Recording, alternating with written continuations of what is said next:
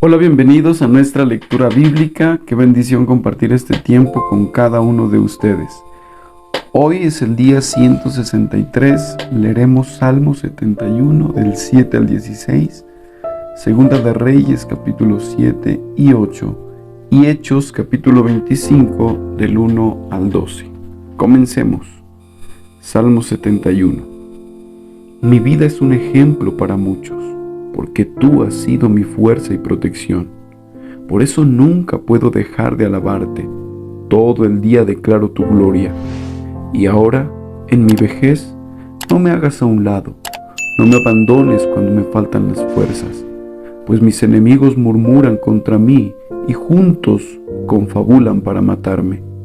Dicen: Dios lo ha abandonado. Vayamos y agarrémoslo, porque ahora nadie lo ayudará. Oh Dios, no te quedes lejos. Dios mío, por favor, apresúrate a ayudarme. Trae deshonra y destrucción a los que me acusan. Humilla y avergüenza a los que quieren hacerme daño. Seguiré con la esperanza de tu ayuda. Te alabaré más y más.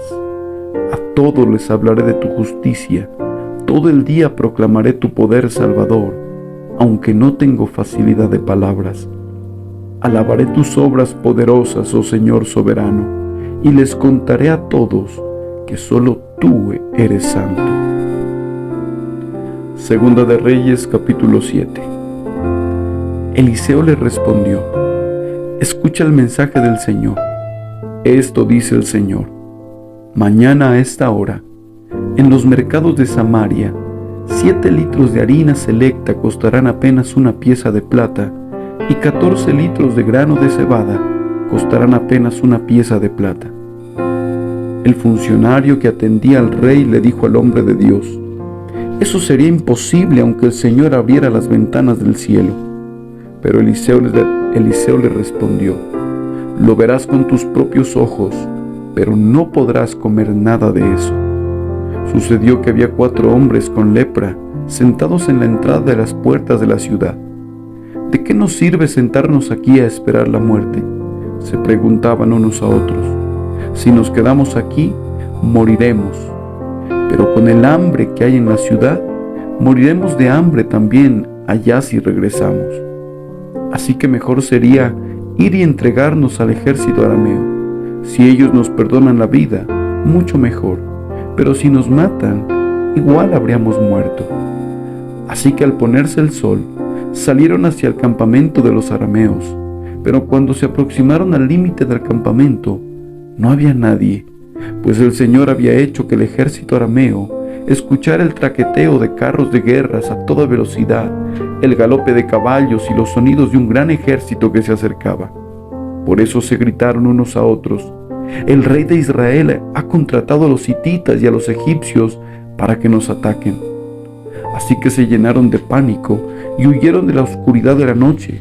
Abandonaron sus carpas, sus caballos, sus burros y todo lo demás, y corrieron para salvar la vida.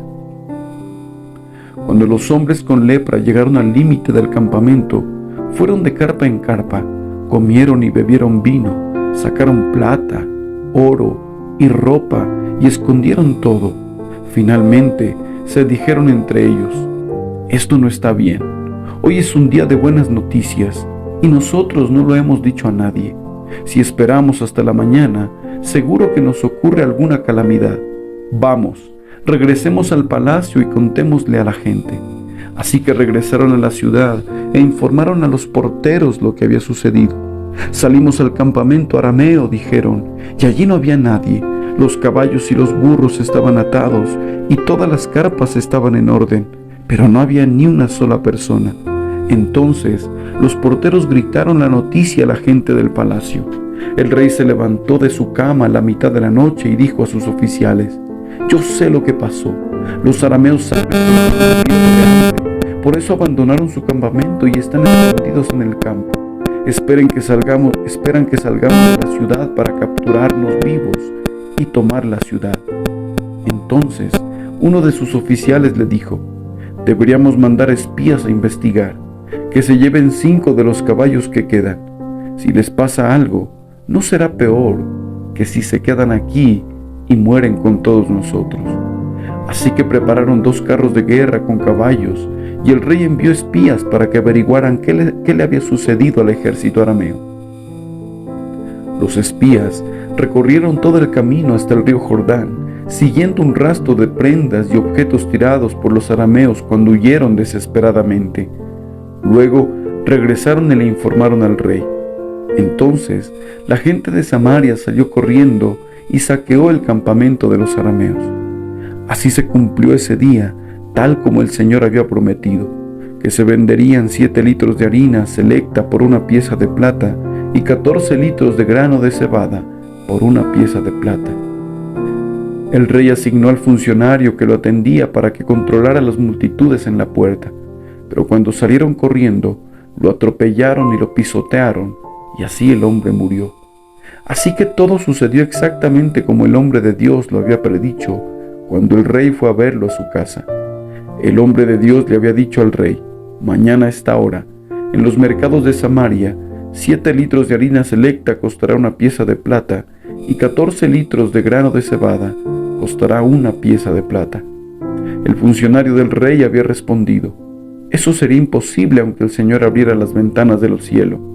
Y el hombre de Dios había dicho: lo verás con tus propios ojos, pero no podrás comer nada de eso. Y así fue. Las multitudes lo aplastaron y murió a la entrada de la ciudad. Segunda de Reyes, capítulo 8. Eliseo le había dicho a la madre del niño que le había resucitado: toma tu familia y múdate a otro lugar, porque el Señor ha decretado que habrá hambre en Israel durante 7 años. Entonces la mujer hizo lo que el hombre de Dios le indicó. Tomó a su familia y se estableció en la tierra de los filisteos por 7 años.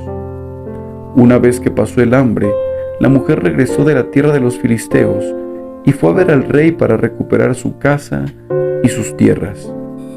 Cuando ella entró, el rey estaba conversando con Giezi, el sirviente del hombre de Dios, y acababa de decirle: cuéntame algunas de las grandes cosas que ha hecho Eliseo. Cuando Giezi estaba relatándole al rey la ocasión en que Eliseo le había devuelto la vida a un niño, en ese preciso instante, la madre del niño entró para presentarle al rey la petición de su casa y de sus tierras. Mire, mi señor el rey, exclamó Giezi, ella es la mujer y este es su hijo, el que Eliseo volvió a la vida. ¿Es cierto?, le preguntó el rey, y ella le contó la historia. Entonces el rey dio instrucciones a uno de sus funcionarios para que la mujer recuperara todo lo que había perdido, incluso el valor de todos los cultivos que se habían cosechado durante su ausencia. Luego, Eliseo fue a Damasco, la capital de Aram, donde el rey Ben-Hadad estaba enfermo. Cuando alguien le informó al rey que el hombre de Dios había llegado, el rey le dijo a Hazael: llévale un regalo al hombre de Dios. Luego, dile que le pregunte al Señor: ¿voy a recuperarme de esta enfermedad? Entonces, Hazael cargó 40 camellos con los mejores productos de Damasco para regalarle a Eliseo. Fue a verlo y le dijo: tu siervo Ben-Hadad, rey de Aram, me ha enviado a preguntarte: ¿voy a recuperarme de esta enfermedad? Eliseo contestó: ve y dile, ciertamente te recuperarás, pero la verdad es que el Señor me ha mostrado que morirá. Eliseo se quedó mirando a Hazael tan fijamente que Hazael se sintió incómodo. Entonces el hombre de Dios se puso a llorar. ¿Qué pasa, mi señor?, le preguntó Hazael. Yo sé las cosas terribles que tú le harás al pueblo de Israel, contestó Eliseo. Quemarás sus ciudades fortificadas, matarás a sus muchachos a filo de espada, estrellarás a sus niños contra el suelo y abrirás el vientre a sus mujeres embarazadas. Entonces Hazael le dijo: ¿cómo podría un don nadie como yo hacer cosas tan grandes como esas? Eliseo le contestó: el Señor me ha mostrado que tú serás rey de Aram. Cuando Hazael se despidió de Eliseo y regresó, el rey le preguntó: ¿qué te dijo Eliseo? Me dijo que es seguro que te recuperarás, contestó Hazael. Ahora bien, al día siguiente, Hazael agarró una manta, la empapó en agua y se la puso al rey sobre la cara hasta que murió. Entonces Hazael pasó a ser el siguiente rey de Aram. Joram, hijo del rey Josafat de Judá, comenzó a gobernar Judá durante el 5.º año del reinado de Joram, hijo de Acab, rey de Israel. Joram tenía 32 años cuando subió al trono y reinó en Jerusalén 8 años. Sin embargo, siguió el ejemplo de los reyes de Israel y fue tan perverso como el rey Acab, porque se había casado con una de las hijas de Acab. Así que Joram hizo lo malo a los ojos del Señor. El Señor no quiso destruir a Judá, porque le había prometido a su siervo David que sus descendientes seguirían gobernando, brillando como una lámpara por siempre. Durante el reinado de Joram, los edomitas se rebelaron contra Judá y coronaron a su propio rey. Entonces Joram marchó con todos sus carros de guerra a atacar la ciudad de Zair. Los edomitas rodearon a Joram y a los comandantes de sus carros de guerra, pero él los atacó de noche, al abrigo de la oscuridad. Sin embargo, el ejército de Joram lo abandonó y los soldados huyeron a sus casas. Así que Edom ha sido independiente de Judá hasta el día de hoy. La ciudad de Libna también se rebeló por ese mismo tiempo. Los demás acontecimientos del reinado de Joram y todo lo que hizo están registrados en el libro de la historia de los reyes de Judá. Cuando Joram murió, lo enterraron con sus antepasados en la ciudad de David. Luego su hijo Ocosías lo sucedió en el trono. Ocosías, hijo de Joram, comenzó a gobernar Judá durante el año 12 del reinado de Joram, hijo de Acab, rey de Israel. Ocosías tenía 22 años cuando subió al trono y reinó en Jerusalén 1 año. Su madre se llamaba Atalía y era nieta del rey Omri de Israel. Ocosías siguió el mal ejemplo de la familia del rey Acab. Hizo lo malo a los ojos del Señor, igual que la familia de Acab, pues eran parientes políticos. Ocosías se unió a Joram, hijo de Acab, en su guerra contra el rey Hazael de Aram, en Ramot de Galat. Cuando los arameos hirieron al rey Joram en la batalla, él regresó a Jezreel para recuperarse de las heridas que había recibido en Ramot. Como Joram estaba herido, el rey Ocosías de Judá fue a visitarlo a Jezreel. Hechos capítulo 25. 3 días después de que Festo llegó a Cesarea para asumir sus nuevas funciones, partió hacia Jerusalén, donde los sacerdotes principales y otros líderes se reunieron con él y le presentaron sus acusaciones contra Pablo. Le pidieron a Festo que les hiciera el favor de trasladar a Pablo a Jerusalén, ya que tenían pensado tenderle una emboscada y matarlo en el camino. Pero Festo respondió que Pablo estaba en Cesarea y que pronto él mismo iba a regresar allí. Así que les dijo: algunos de ustedes que tengan autoridad pueden volver conmigo. Si Pablo ha hecho algo malo, entonces podrán presentar sus acusaciones. Unos 8 días después, Festo regresó a Cesarea, y al día siguiente tomó su lugar en la corte y ordenó que trajeran a Pablo. Cuando Pablo llegó, los líderes judíos de Jerusalén lo rodearon e hicieron muchas acusaciones graves que no podían comprobar. Pablo negó los cargos. No soy culpable de ningún delito contra las leyes judías, ni contra el templo, ni contra el gobierno romano, dijo. Entonces Festo, queriendo complacer a los judíos, le preguntó: ¿estás dispuesto a ir a Jerusalén y ser juzgado ante mí allá? Pero Pablo contestó: no, esta es la corte oficial romana, por lo tanto, debo ser juzgado aquí mismo.